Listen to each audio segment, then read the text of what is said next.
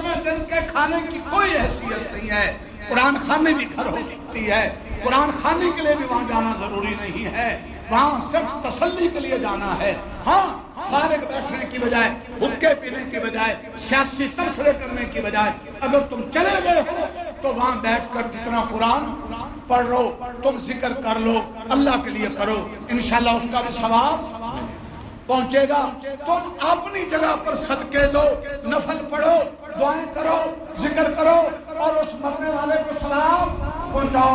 ان کو بھی سیدنا آدم کو بھی پہنچاؤ. حضرت آدم کہتے ہیں میری اولاد سے مجھے گلہ ہے کہ یہ اصال ثواب کرتے میرا نام نہیں لیتے. یوں کہو اللہ ہمارے ہر عمل کو پسند فرما. نفلی عمل کا ثواب سیدنا آدم, حضور, سارے نبی, صحابہ, آل بیت, میرے رشتہ دار, ہمارے ظفر کے بیٹے, جوان بیٹے عدنان, اللہ کسی کو جوان بچوں کا صدمہ نہ دے, بہت مشکل ہے. اللہ ہمارے بھائی کو صبر عطا فرما اور ہمارے اس بھتیجے کی روح کو اس کا ثواب عطا فرما. ڈائریکٹ جائے گا, انڈائریکٹ بھی نہیں ہے.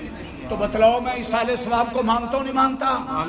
بتلایا نہیں بتلایا؟ اس کے لیے کوئی وقت کی قید ہے, کوئی جگہ کی قید ہے, کوئی پابندی ہے؟ وقت کی قید لگاؤ گے, جگہ کی قید لگاؤ گے, عمل گھٹنا شروع ہو جائے گا, رسم بڑھنا شروع ہو جائے گا.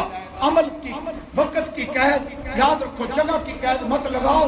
ہر جگہ کرو گے, ہر وقت کرو گے, عمل بڑھے گا, اخلاص بڑھے گا, ہمدردی بڑھے گی, شریعت زندہ ہوگی. شریعت کو زندہ کرنا چاہتے ہو تو شریعت کو پڑھو. اور اگر پیٹ ساری دنیا کماتے نہیں بھرا تو مردے کے مال کے گھر سے کھا کر بھی یہ پیٹ بھرے گا؟ یہ جہنم کی آگ بھر رہے ہیں ادھر پر.